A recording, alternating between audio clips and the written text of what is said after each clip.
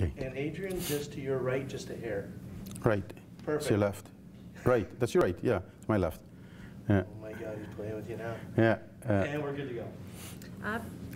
Minister Chatrand, can you please just tell me what happened here today? Well, today is just a follow-through, continued follow-through of sort of, in fact, celebrating the Year of the Métis Veterans. Of course, our national president declared it the Métis Nation, Year of the Métis Nation for Veterans. And this is sort of a follow-through from a commitment we've made to our veterans through many of our venues and our gatherings, that we would go and ensure that we do recognition. Today was specifically focused more on Korean veterans. And of course, in Batoche, we focused on the World War II veterans. And it continues to attempt to not only show our appreciation and respect for what they were willing to give, the ultimate sacrifice of their lives for our freedom we enjoy today. And we shouldn't wait for November 11th to be the only time we recognize them. So this is our hope that this messaging that we are trying to do as leaders and politicians and local leaders, to send a message to our families and our citizens throughout the homeland, that if you see a veteran, take the time to show your appreciation and respect. And by giving them awards and recognition of this nature, it says that we never forgot. You know, and they may think sometimes we forget, but we never forgot. And we appreciate their service and the clear dedication they gave, not only for Canada, but for the world. What does it mean to you personally to be the minister responsible for Métis veterans? Oh, I take it very seriously. I've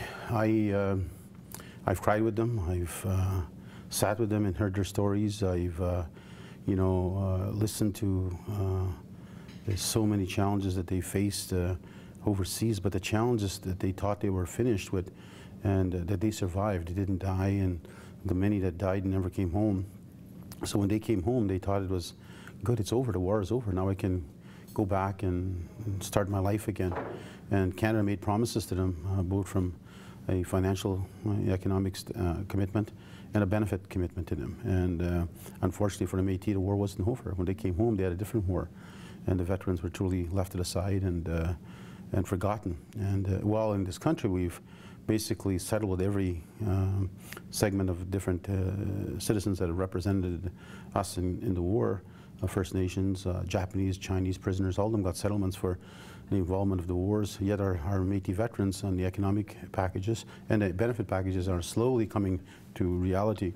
But when it comes to the economic package that we were committed to, they never received it.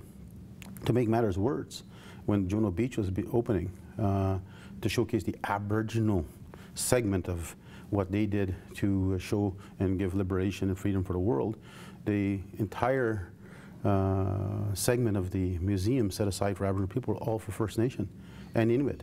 There wasn't one piece of cultural artifact that would state that the Métis Nation was here fighting for liberation and freedom for France and the rest of the world. So it was a sad day for us, and it took us over 5 years to correct that wrong.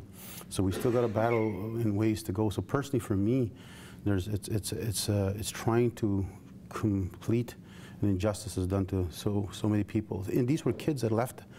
These aren't the 89-year-olds we see today. These were 17 as you heard them today, and they're not 19-year-old young kids that left to fight for freedom and liberation. And here we treat them with such disrespect. And for me, it's a pursuit of justice, and hopefully seeing a smile on their face instead of a tear.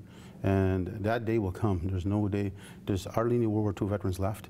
And I'm hoping that we can convince the government before they're all gone completely, that at least there's one of them still alive to say thank you, and for this country to say we're sorry.